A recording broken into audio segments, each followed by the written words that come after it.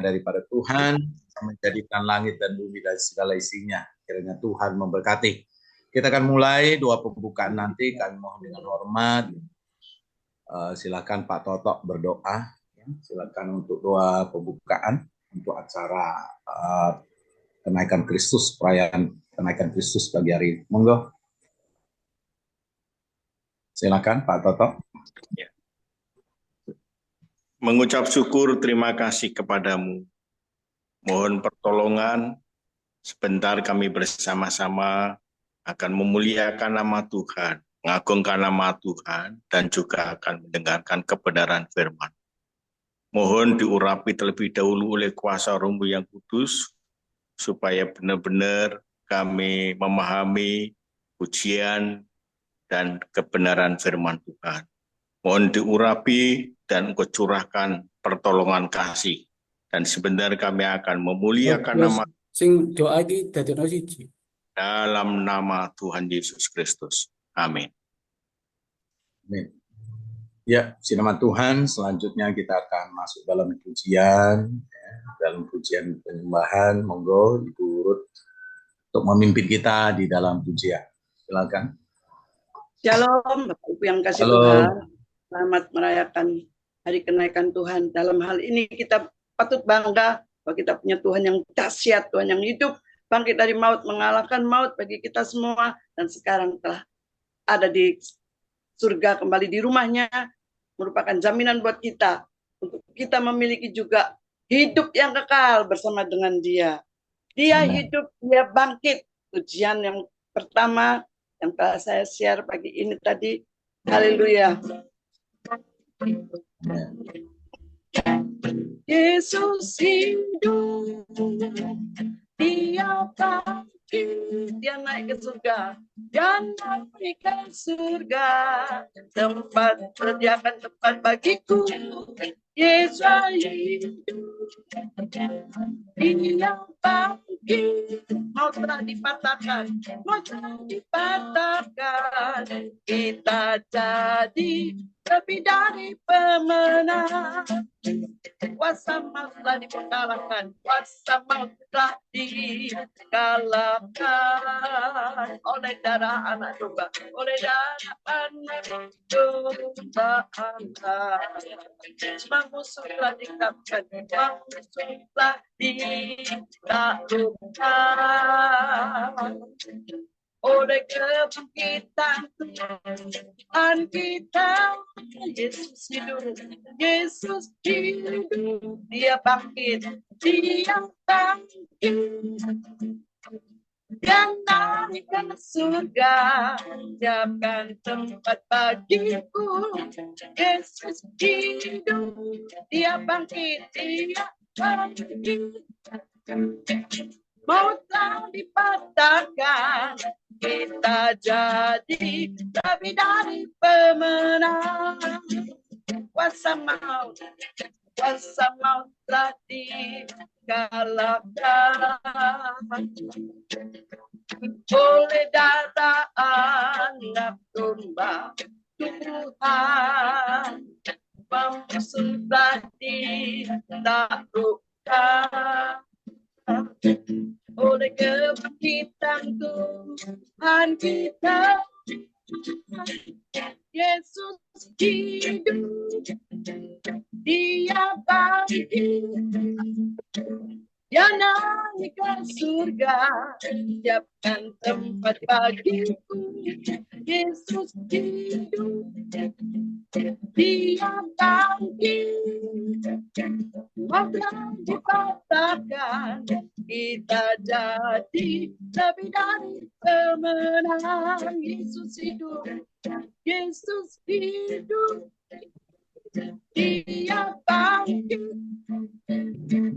Dia naik ke surga, siapkan tempat bagiku. Yesus hidup, Dia bangkit, maut telah dipatahkan, kita jadi dari pemenang. Kita jadi lebih dari pemenang. Kita jadi kita jadi lebih dari pemenang. Haleluya. Karena Yesus hidup, karena dia bangkit, dan dia telah naik ke surga. Dia menyediakan bagi kita tempat yang indah. Di sana kita akan bersama dengan Tuhan. Kita semua jadi pemenang, lebih dari pemenang. Namun ingat bahwa dia juga telah menyediakan bagi kita Roh-Nya yang kudus.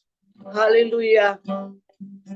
Lagu yang kedua, Yesus Tuhan ditinggikan, dimuliakan dan naik ke surga. Yesus Tuhan ditinggikan, dimuliakan dan naik ke surga. Dia berikan Roh Kudus-Nya, menguatkan dan menolong selalu. Sungguh rindu bersekutu denganmu selamanya. Yesus tinggikan, Yesus Tuhan ditinggikan, dimuliakan dan naik ke surga.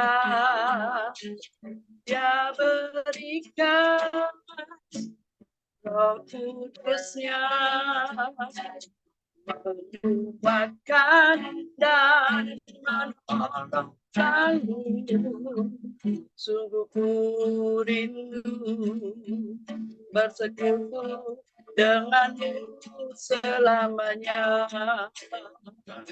Tuhan Roh Kudus, Tuhan Roh Kudus, jamah hatiku dengan urapanmu, rindu selalu denganmu, dia di dalam hadiratmu. Yesus Tuhan ditinggikan, Yesus Tuhan ditinggikan, dimuliakan dan naik ke surga. Dia berikan menguatkan dan menolong selalu. Sungguh ku rindu bersekutu denganmu selamanya. Tuhan Kudus, Tuhan Kudus, jamah hatiku dengan urapanmu, rindu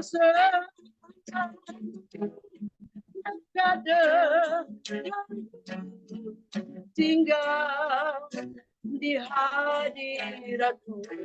Tuhan Kudus, Tuhan Kudus, jamah hatiku dengan urapanmu, rindu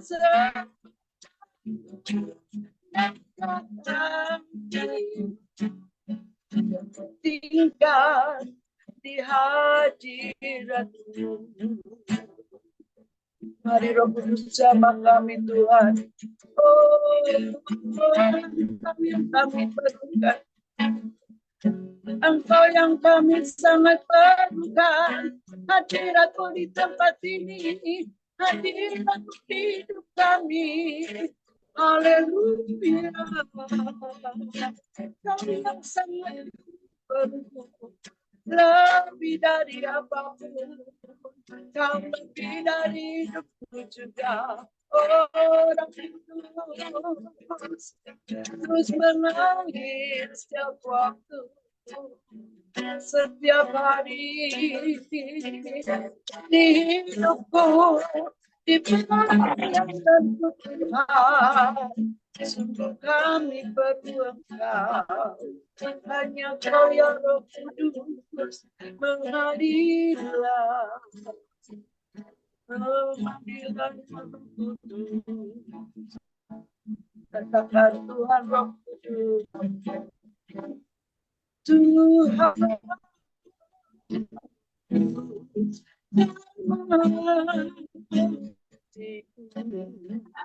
dengan urapan rindu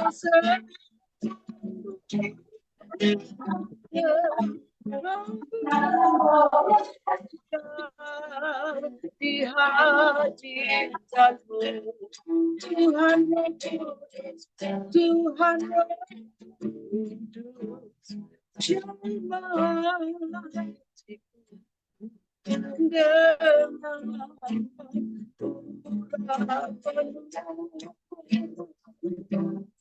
rindu datang tinggal di hadiratmu, tinggal di hadiratmu,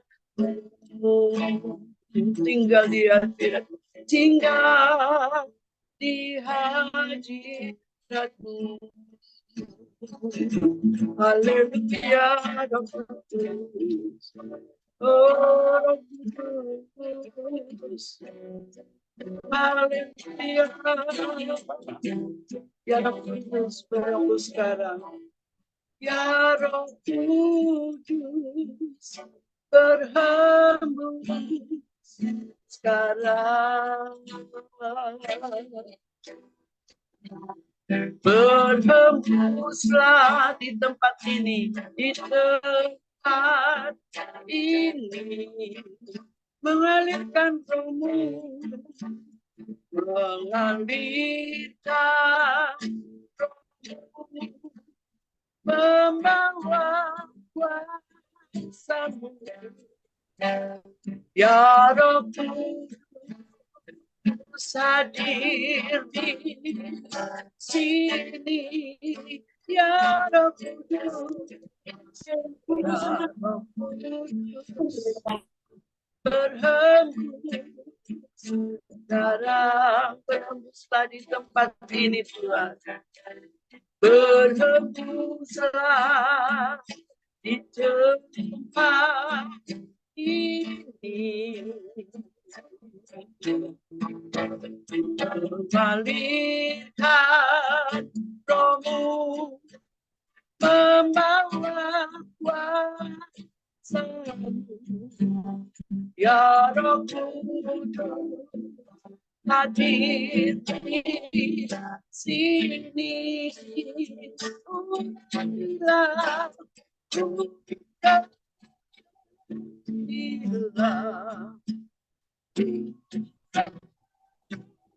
bila dengan kuasa yang Tuhan, penuhilah kami, penuhilah,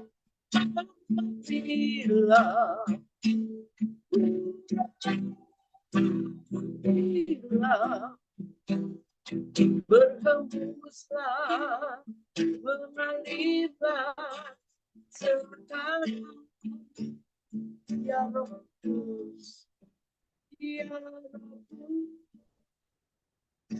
berhembus darah, berhembuslah di tempat ini, mengalirlah, mengalirkan rohmu, membawa kuasamu, Ya Roh Kudus, hadir di sini, mengalir Tuhan, bila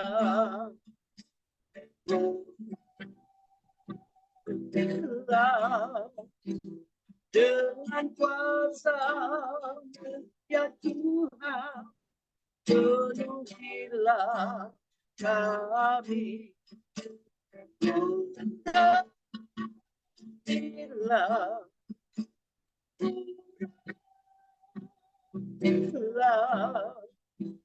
berhembuslah, mengalirlah sekarang,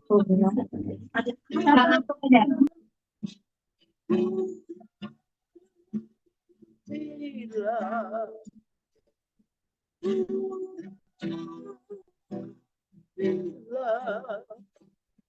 berhembuslah sekarang di tempat ini. Bukan bila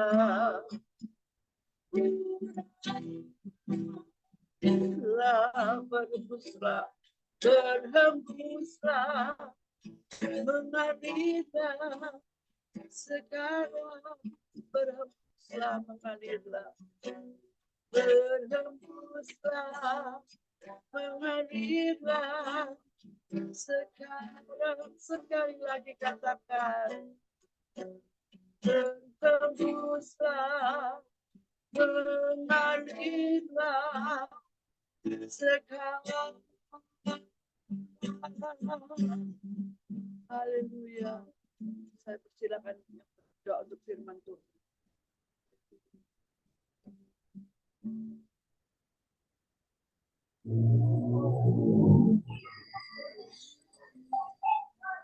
Ya, puji Tuhan, salam puji Tuhan, kiranya Tuhan berkati, ya.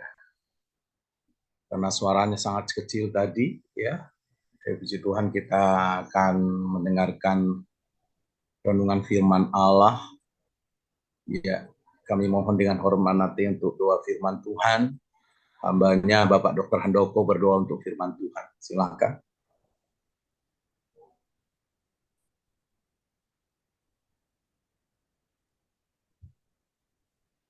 Silakan Bapak Dr. Handoko berdoa untuk firman Tuhan. Dibuka mic-nya Pak Dokter. Ya.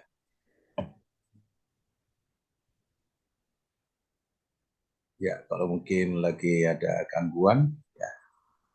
Ya, kami mohon Pak SM ya berdoa, silakan dari Medan. Monggo.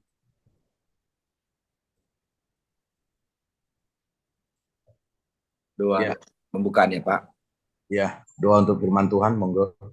Baik, kita berdoa. Bapa yang baik, yang kami puja-puji dalam nama Yesus Kristus, Tuhan Juru Selamat kami yang datang ke dunia, rela mati, dikuburkan bangkit pada hari yang ketiga, menampakkan diri berulang-ulang selama 40 hari. Dan hari ini kami merayakan sebagai hari kenaikan Tuhan Yesus ke sorga.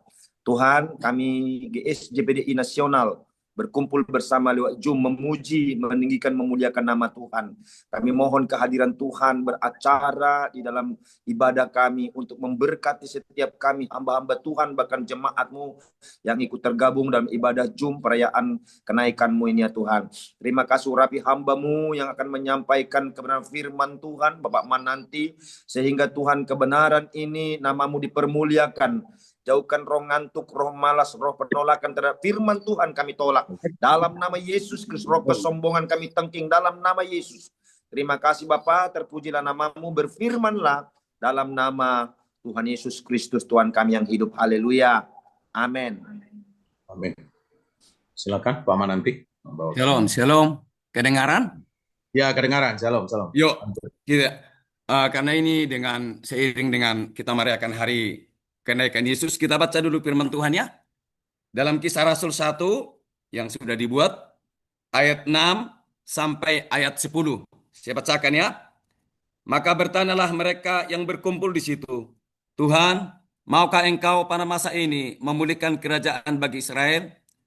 Jawabnya, engkau tidak perlu mengetahui masa dan waktu yang ditetapkan Bapa sendiri menurut kuasanya. Tetapi kamu akan menerima kuasa kalau Roh Kudus turun ke atas kamu, dan kamu akan menerima saksiku di Yerusalem dan di seluruh Yudea dan Samaria dan sampai ke ujung bumi. Sesudah ia mengatakan demikian, terangkatlah ia disaksikan oleh mereka, dan awan menutupinya dari pandangan mereka.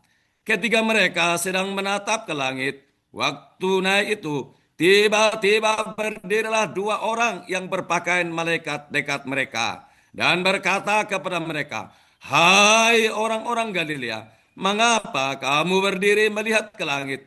Yesus ini terangkat ke surga, meninggalkan kamu, akan datang kembali dengan cara yang sama seperti kamu melihat dia naik ke surga." Puji Tuhan. Nah, ini sebenarnya ini panjang ya, karena ini adalah bentuk sejarah. Ini bukan perumpamaan, ini bukan kiasan. Bahwa ini memang fakta, benar-benar ini nyata. Kemudian kita telusuri dulu secara umum dulu, baru nanti kita belajar tentang maknanya. Mohon sedikit, ini berapa menit ini, Pak Sekretaris? Ya, 30-35 menit enggak apa-apa. Oh begitu, ya wes. Terima kasih, thank you very much. Iya. Jadi ini karena ini bentuk sejarah, kita sedikit telusuri dulu tentang sejarah ini. Yang pertama adalah, yang menulis ini adalah Lukas. Kemudian surat ini ditunjukkan kepada namanya Theophilus. There is the question the all. Ada pertanyaan. Siapakah Lukas itu? Siapakah si Theophilus itu? Kan begitu toh? Ini kan surat yang kedua yang dituliskan oleh Lukas kepada Theophilus. Theophilus ini adalah bukan orang sembarangan, tetapi nanti diterangkan dalam ayat, dia adalah orang yang berpendidikan, yang berkebangsaan Roma. Sedangkan si Lukas ini adalah secara berpendidikan, dia adalah berpendidikan tinggi, yaitu dia seorang dokter atau tabib, kalau bahasa lainnya. Dokter, Paulus mengakui bahwa dia adalah tabib ya, atau dokter. Nah, ini adalah si Lukas ini adalah di luar daripada murid Tuhan Yesus. Murid Tuhan Yesus itu kan ada 12. Jadi kita tahu dulu asal usul yang kedua orang ini. Di sini ada 3 tokoh. Tokoh pertama itu Lukas, tokoh kedua itu adalah Theophilus, tokoh ketiga yang dibicarakan di sini adalah Yesus naik ke surga. Pokok pembicaraan di sini kan, pokok pemberitaan di sini kan tentang Yesus naik ke surga. Ini secara umum dulu deh. Baru nanti kita langsung masuk ke intinya atau maknanya. Supaya kita jangan sembarangan menafsirkan Alkitab. Jangan hanya menafsirkan, tapi tidak tahu sejarahnya. Makanya kalau kita sebagai hamba Tuhan menerangkan dengan jelas kepada jemaat bagaimana asal mula ini ditulis, dalam bahasa apa, siapa penulisnya. Tentu di sini saya lihat sudah semua masuk sekolah Alkitab ya, baik teologi ya. Tentu di dalam pelajaran sekolah Alkitab tentang homiletik kita sudah diajari. Amin. Supaya kita jangan sembarangan menafsirkan ayat demi ayat semau-maunya kita. Makanya kita lihat dulu kronologisnya, perjalanannya, sejarahnya. Makanya kita harus tahu sejarah seperti bangsa kita. Bagaimana kita harus tahu bangsa kita merdeka, itu adalah sejarahnya. Ya, berapa tahun dijajah Jepang, berapa tahun dijajah oleh Belanda dan sebagainya. Ini harus tahu sejarah nih. Alkitab Kisah Rasul ini adalah berbicara tentang sejarah. Nah, sekarang timbul pertanyaan, siapakah Theophilus itu? Theophilus itu adalah, arti namanya itu adalah sahabat Allah. Theophilus itu adalah termasuk golongan Agostinian. Apa arti Agostinian? Dia adalah merupakan gelar kehormatan. Berarti dia adalah pejabat atau orang terpandang. Nah, yang kedua, siapakah si Lukas itu? Lukas ini adalah yaitu seorang non-Yahudi. Jadi dia orang kafir, bukan orang Yahudi. Apalagi murid Tuhan Yesus bukan. Dia adalah orang kafir, ya, non-Yahudi. Ya, dia adalah seorang yang berpendidikan. Puji Tuhan ya. bahwa Tuhan juga memanggil orang pintar, orang bodoh, orang miskin, orang kaya, dan sebagainya untuk dipakai untuk mempermuliakan nama Tuhan. Sama dengan kita. Tuhan memanggil kita menjadi gembala bukan berdasarkan status. Syukur kalau kita punya status, jabatan, pangkat, gelar, puji Tuhan lah. Tapi bukan itu dasarnya. Dasar kita dipakai Tuhan adalah dipanggil oleh Tuhan. Itu oleh karena kemurahan Tuhan. Di dalam 2 Korintus 4 ayat 1. Ya, kita dipanggil oleh karena kemurahan Tuhan. Makanya hari ini kita mengadakan ini oleh karena kemurahan Tuhan. Masuk yang kedua.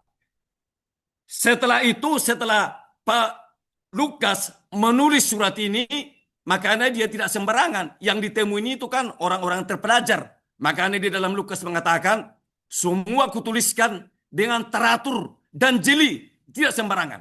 Nah ini juga buat kita sebagai hamba Tuhan. Kalau kita sebagai gembala, pengajar-pengajar, jangan menjadi hamba Tuhan yang sembarangan. Sembarangan menampaikan firman Tuhan. Pergi cari firman. Padahal untuk mencari segombok duit atau motivasi. Nah, jangan. Nah, tidak boleh. Kalau kita dipanggil Tuhan, dijauhkan bagaimana nanti supaya saya dapat kubah, supaya dapat duit. Ya, seluruh kebutuhan kita sudah disediakan Tuhan. Amin. Tentu kita sebagai hamba Tuhan kalau dipanggil hamba Tuhan setempat tak mungkin tutup mata hanya mengatakan terima kasih. Bukan. Pasti dapat pasal apa itu namanya itu? Amplop lah berkat. Tapi bukan itu tujuan. Tujuan itu utama kita harus benar-benar teliti, benar-benar menampaikan firman Tuhan yang sebenarnya. Bukan tafsiran kita sama kita, tetapi oleh karena kemurahan Tuhan dan juga oleh karena kebenaran. The truth, ya, oleh karena kebenaran. Nah, kita masuk. Jadi secara umumnya, jadi ini dituliskan oleh Lukas bukan kepada orang sembarangan. Ini benar-benar teliti, jeli. Makanya Lukas itu diselidiki dulu, seksama, tidak boleh sembarang. Makanya ini juga buat kita sebagai hamba Tuhan. Apalagi kita sudah mengembalakan jemaat. Yang menjadi pertanyaan, there is the question to all now. Ya, bagaimana kita punya visi? The saint of the saint. Apa artinya itu? Bagaimana pandangan kita jauh ke depan, membawa jemaat itu untuk masuk nanti dalam kesempurnaan untuk kita datang nanti dijemput ketika Tuhan datang. Kan di ayat di sini, dia akan datang kembali. Itu di ayat 11. Dan dia akan datang kembali untuk menjemput kita. Bukan saja kita hanya gembala dijemput, tapi jemaat-jemaat yang kita layani, mereka juga ikut akan dibawa ke sana. Yang jadi masalah apa? Bagaimana persiapan kita ke sana, kan begitu kan? Makanya ini sangat jelas.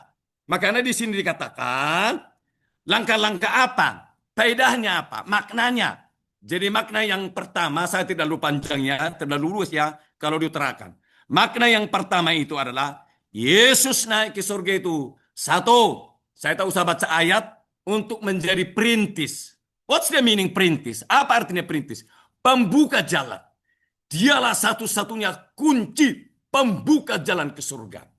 Makanya itu firman Tuhan mengatakan, sebelum Yesus membuka jalan ke surga, sebelum dia naik ke surga, zaman dahulu kala, purbakala, dari tahun pertama, itu tahun sebelum Masehi, sampai tahun 4000, orang yang mati, yang mereka yakin percaya sama Allah, percaya kepada Yesus nubuatannya, mereka pada waktu mati, roh mereka itu belum sampai ke Firdaus. Ini harus kita pelajari ini.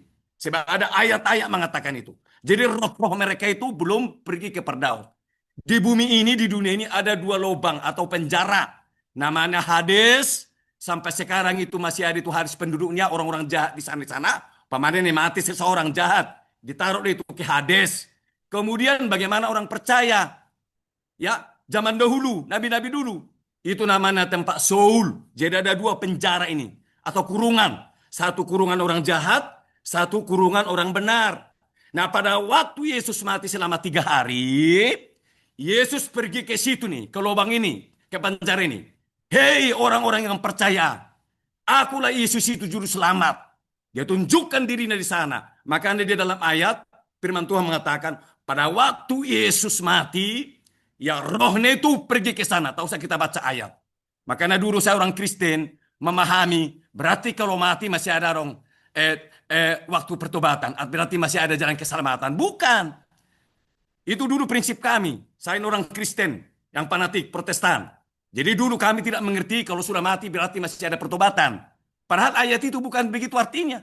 Pada waktu Yesus pergi ke sana, bukan ke liang orang yang jahat ini, tetapi ke mereka yang disimpan rohnya di Saul itu. Akulah itu. Nah begitu, sudah paham ya? Saya tidak bisa banyak menafsirkan ini, kan itu panjang.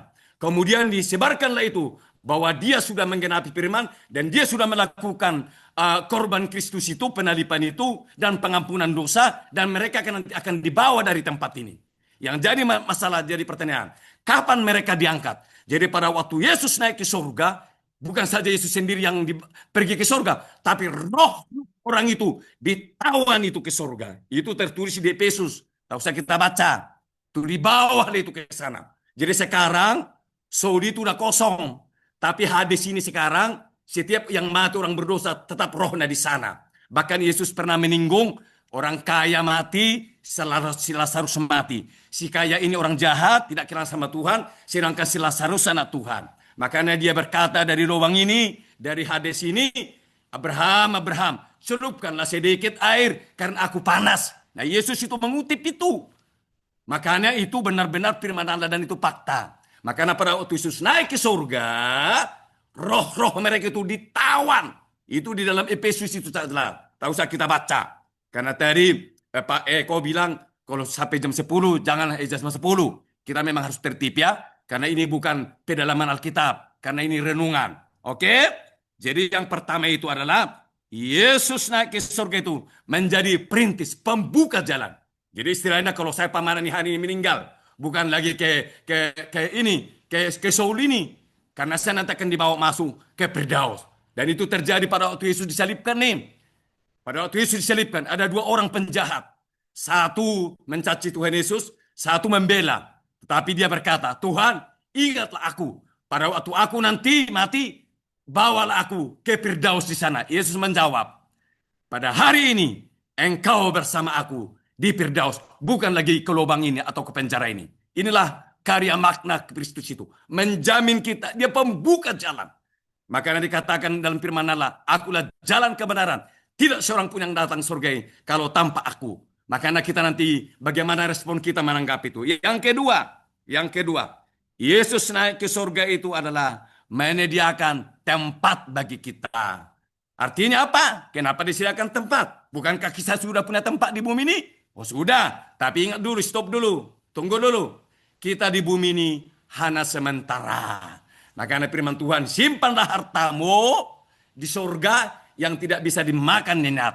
Apa itu pelayanan kita? Pertama, hidup kita sepenuh kepada Tuhan. Yang kedua, jemaat-jemaat Tuhan yang sudah dipercayakan kepada kita. Makanya saya sangat merespon apa kok Bapak Joni. Sebab kita tidak punya jemaat. Yang punya jemaat itu adalah Tuhan. Makanya jangan ribut gara-gara jemaat. Kalau jemaat kita pindah sana sini, tak usah ribut, tak usah benci dengan pendeta. Mau itu mau diambil, mau itu ada urusan. Makanya saudara tekankan, jangan gembala-gembala SJPDI ribut karena perpindahan jemaat. Amin. Ini pegang nih. Sebab banyak hamba-hamba Tuhan tidak aku ribut. Ikanku diambil dari kolam. Kapan kau punya kolam? Yang punya kolam itu adalah Tuhan. Yang punya gereja itulah Tuhan. Itu harus tegas nih. Makanya kita sebagai hamba Tuhan nalarnya itu dipikir dong. Jangan ribut karena jemaat. Karena pindah jemaat sana, jemaat sama ini, akhirnya ribut. Bagaimana kita bisa membawa mereka untuk dapat diangkat ke surga? Pendeta aja ribut, gembala-gembala ribut, pendeta-pendeta. Pendeta itu apa? Hamba Tuhan itu apa? Itu kan nama-nama yang gelar yang tinggi. Itu kan nama kudus sebenarnya. Makanya saya tidak senang kalau beli hamba-hamba Tuhan. Ribut. Ini hamba Tuhan sana, sini, ngakur. Semoga di sini SJPDI hamba-hamba Tuhan akur-akur semua. Amin. Akur-akurlah. Jangan ada saing-saingan. Ya. Ingat, kita tidak punya jemaat. Yang punya jemaat itu adalah Tuhan. Makanya dipesankan oleh Tuhan Yesus pada waktu itu si Petrus. Petrus 3 kali itu. Kayak 1 kali, 2 kali Petrus tidak nge. Ketiga kali dia nangis dia. Gembalakanlah domba-dombaku. Jadi kita bersyukur inilah domba-domba Tuhan. Karena ini adalah dipercayakan Tuhan kepada kita. Jadi artinya apa? Makanya kalau kita itu jangan gara-gara domba pindah sana pindah sini kita ribut sebagai gembala-gembala. Terus kita mau arah kemana? Nah itu toh. Makanya ini penting. Termasuk saya itu. Kita minta ampun sama Tuhan. Kalau ada kedengkian. Bagaimana seorang hamba Tuhan punya kedengkian segala macam. Nggak boleh. Nggak boleh. Nggak cocok lah kita sebagai hamba Tuhan. Nggak cocok. Makanya Yesus naik ke sana. menyediakan tempat tinggal bagi kita. Kenapa? Karena bumi ini akan binasa. Karena bumi ini akan binasa. Makanya di dalam 1 Petrus 2 ayat 11 mengatakan apa? Saudara-saudara kekasih, aku menasihatin kamu sebagai pendatang dan perantau. Kita ini pendatang, tidak menetap di bumi ini. Makanya walaupun tetap kita hidup hari ini oleh karena kemurahan Tuhan. Jadi yang pertama tadi dia perintis, membuka jalan. Yang kedua, dia naik ke surga, menyediakan tempat bagi kita. Makanya kita berterima kasihlah sama Tuhan. Kemurahan Tuhan kita sampai saat ini hidup. Saya punya 2 tahun, dua tingkat di esai sekolah Alkitab. Ya, bersama dengan ketua kita angkatan pertama, kami waktu itu. Seluruh dosen-dosen, guru-guru saya yang saya hormati, mereka semua sudah meninggalkan bumi ini, sudah diangkat oleh Tuhan. Termasuk tampil Nabi Tupulu, Pak Pangribowo, terus Bapak Maleta, kemudian yang Nganjuk, Pak Garuyung, dan sebagainya. Kalau nggak salah, sekarang ada yang masih hidup. Itu Pak Petrus dan Ibu Yipon. Itu dalam bahasa Inggris, dia pelajaran bahasa Inggris. Tapi mereka ini dosen-dosen kami, atau guru-guru kami yang terhormat, yang mereka menikahkan dirinya kepada Tuhan, mengajar kami sebagai hamba Tuhan yang benar. Mereka sudah diangkat oleh Tuhan. Kemarin terakhir itu Pak siapa itu? Dia pengajaran Matius kalau nggak salah itu. Sudah diangkat oleh Tuhan. Saya berpikir, saya merenungkan. Ya Allah, saya bisa hari ini karena Tuhan. Melalui didikan daripada hamba-hamba Tuhan. Ya, yaitu guru-guru kami. Yang betul-betul mereka militan. Betul-betul menetapkan diri sebagai hamba Tuhan. Benar-benar hamba Tuhan. Bukan mengejar gelar atau apa. Mengejar pangkat segala macam. Tapi benar-benar kami dipersiapkan menjadi hamba Tuhan. Ya, yang benar-benar mengembalakan jemaat. Ya, jadi yang kedua inilah ya untuk menyediakan tempat bagi kita. Yang ketiga, Yesus naik ke surga memberikan kuasa. Kuasa yang mana dulu? Pertama, kuasa mujizat yang nyata memang. Contoh nih, yang kakinya pendek bisa jadi panjang, gak salah. Yang sakit sembuh gak salah, puji Tuhan. Yang kerasukan diusir gak salah, itu memang betul. Tapi yang kedua ini harus pegang. Kuasa untuk penguasaan diri, menyerahkan total hidupnya kepada Tuhan. Ya, hidupnya kepada Tuhan. Galatia 2:20 mengatakan, bahasa Inggris dia berkata ini, I am crucified with Jesus. Hidupku sudah kusalibkan bersama dengan Tuhan. Kalau bahasa Indonesia kan, hidupku bukan aku lagi. Tapi kalau dalam terjemahan bahasa Inggris, New Bible, dikatakan di sini, I am crucified with Jesus. Hidupku sudah kusalibkan bersama dengan Tuhan. Apaan yang disalibkan? Karakter, sifat, tingkah laku kita. Benar-benar jadi hamba Tuhan. Ini memang keras. Nevertheless life now. Walaupun aku hidup sekarang. Oleh karena kemurahan Tuhan. Hidupku yang kuhidupi ini semua. Kuserahkan pada Tuhan. Bukan saja hidup kita keserahkan. Keluarga kita. Makanya kita sebagai hamba Tuhan harus menjadi contoh dan teladan. Nikah kita juga harus benar-benar nikah yang berkati Tuhan. Nikah seorang gembala.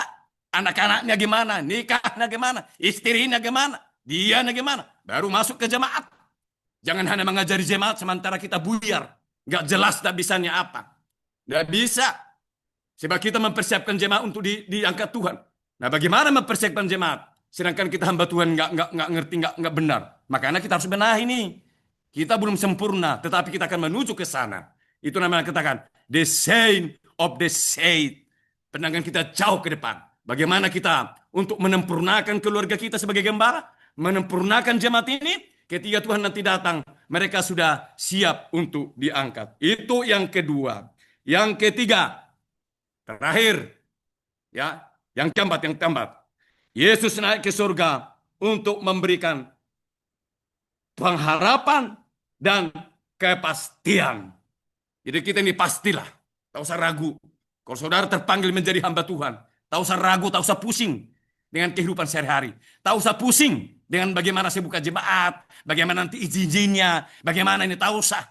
Kalau benar-benar kita dipanggil jadi hamba Tuhan, laksanakan apa yang diperintahkan Tuhan. Tuhan akan bekerja. Di dalam Korintus berkata, apa yang tidak pernah dilihat oleh mata, dan apa yang tidak pernah terdengar oleh telinga, dan apa yang tidak pernah tersirat dari hati manusia, they all preferred. Semua disediakan orang bagi orang yang mengasihi Tuhan. Amin. Ini harus kita lemkan. Jadi ini yang keempat ini adalah memberikan kita pengharapan. Nah sekarang saya tutup. Langkah-langkah apa yang kita perbuat supaya 4 ini bisa hal? Pertama, mengerjakan keselamatan dengan sungguh-sungguh, termasuk penggembalaan. Menjadi hamba Tuhan yang benar, dimanapun kita melayani, mau di gereja besar, gereja kecil, di desa, di kota, layani dengan sungguh-sungguh, kerjakan keselamatan, kerjakan tugas yang Tuhan berikan kepada kita, jangan bermain-main. Yang kedua, menghasilkan buah pertobatan. Jangan kita jadi pendeta tidak bertobat, ngomongannya nggak jelas, pikirannya gimana, karakternya gimana, perilakunya gimana. Itu tidak cocok jadi hamba Tuhan. Nah ini masih banyak kita kekurangan ini, termasuk saya. Makanya saya belajar. Yang kedua ini, menghasilkan buah pertobatan. Di dalam 2 Korintus 7:10, kita dituntut, Paulus menuntut jemaat di Korintus. Hei, jemaat Korintus. Jemaat Korintus kan orang-orang kaya.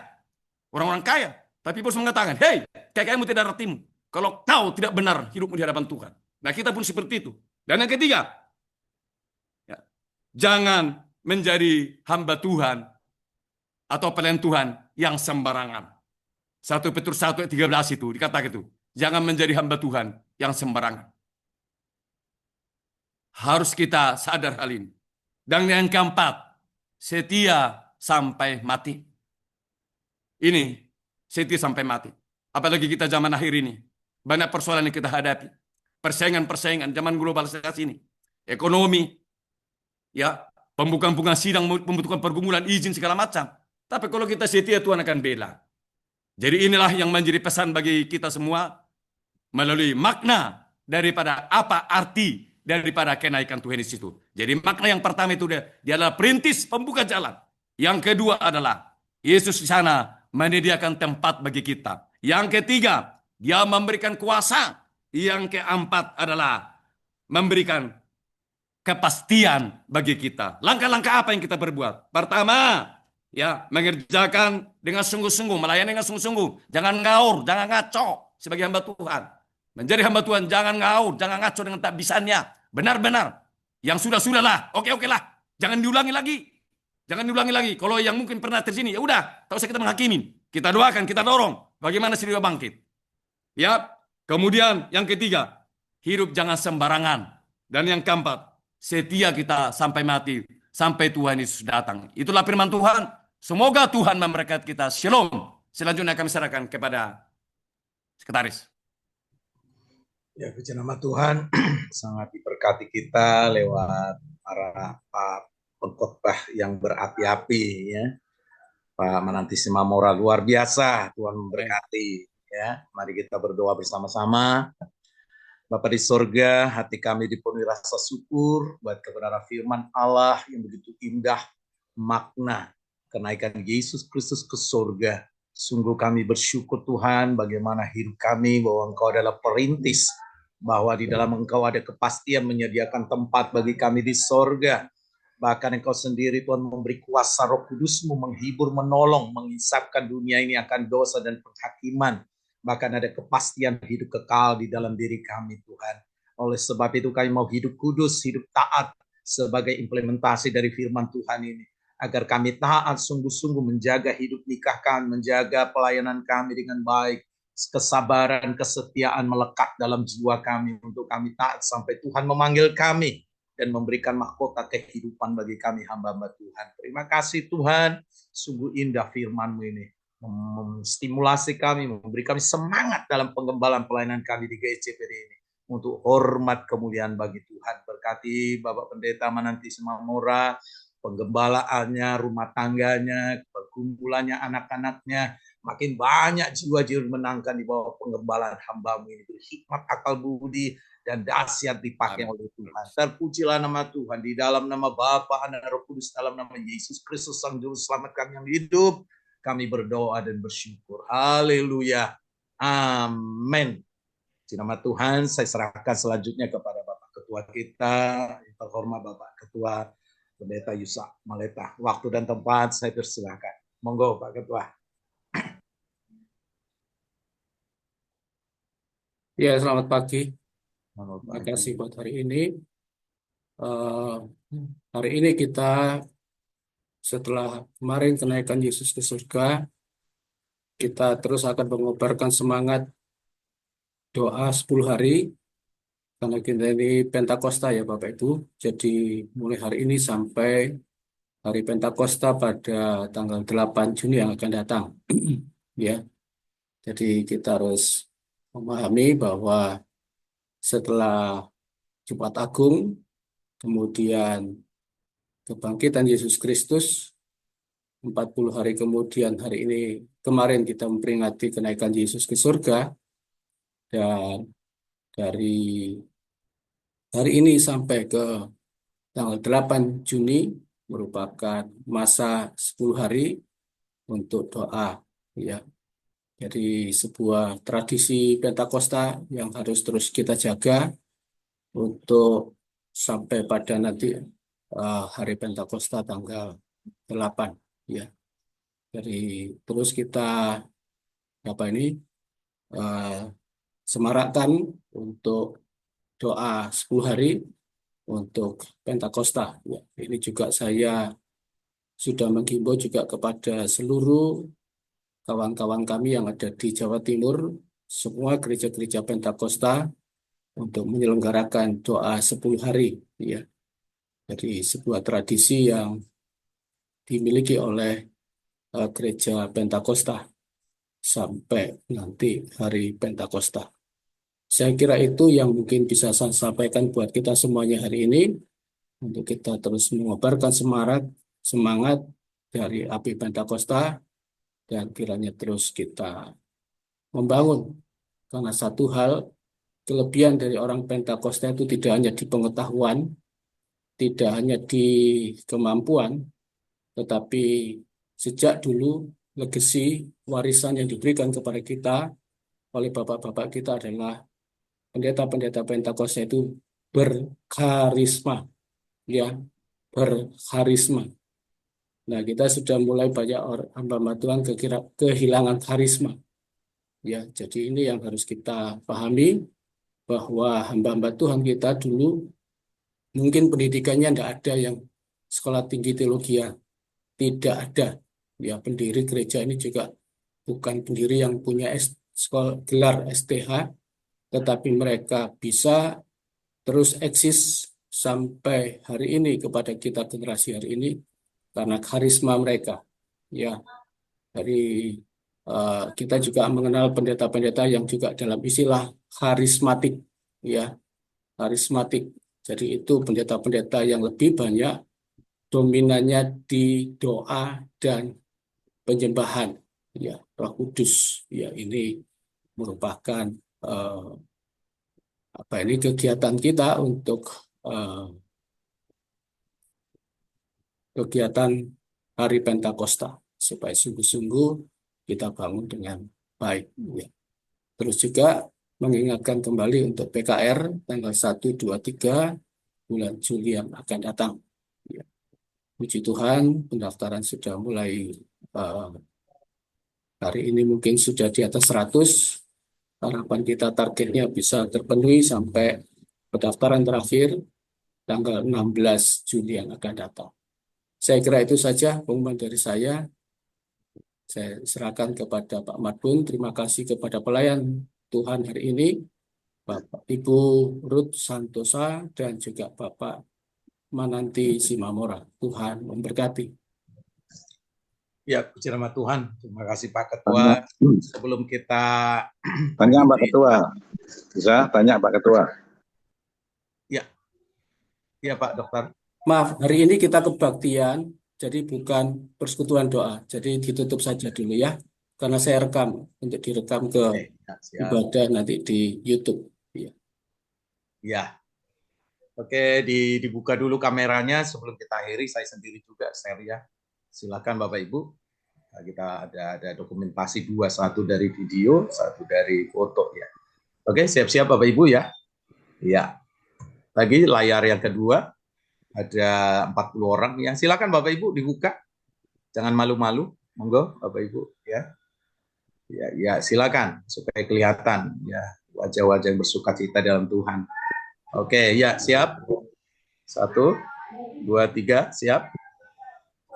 Ya, puji Tuhan, untuk mengakhiri acara ibadah perayaan atau ibadah kenaikan Kristus, kami mohon dengan hormat Bapak Pendeta Denny Rusli sebagai Ketua BPR kita untuk doa penutup dan doa berkat. Waktu dan tempat kami persilakan. Monggo Pak Denny Rusli. Dengar suara saya, dengar gak? Ya, kedengaran. Oke. Bapa yang bersemayam kerajaan surga, patut kami berterima kasih kepada Tuhan semua karena anugerah Tuhan yang limpah dalam hidup ini, dan kami boleh memperingati hari kenaikan Engkau ke surga, dan firman Tuhan iya dan amin. Satu ketika Engkau juga akan datang kami menjemput gerejanya.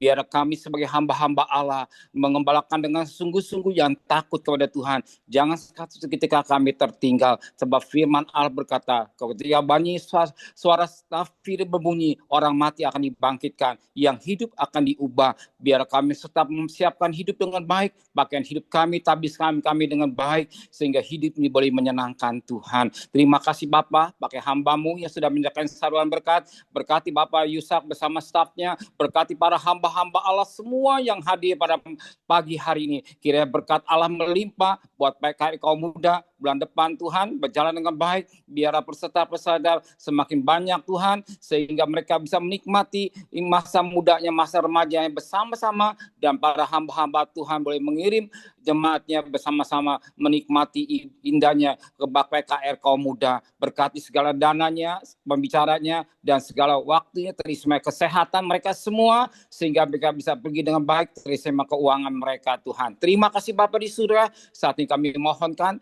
turunkan berkat-Mu, kiranya berkat dari Allah Bapa, cinta kasih sayang dari Tuhan Yesus Kristus, dan putuan Roh Kudus menyertai saudara mulai hari ini sampai Maranatha Tuhan Yesus datang. Yang cinta Dia, katakan amin. Tuhan memberkati. Puji Tuhan. Shalom. Shalom.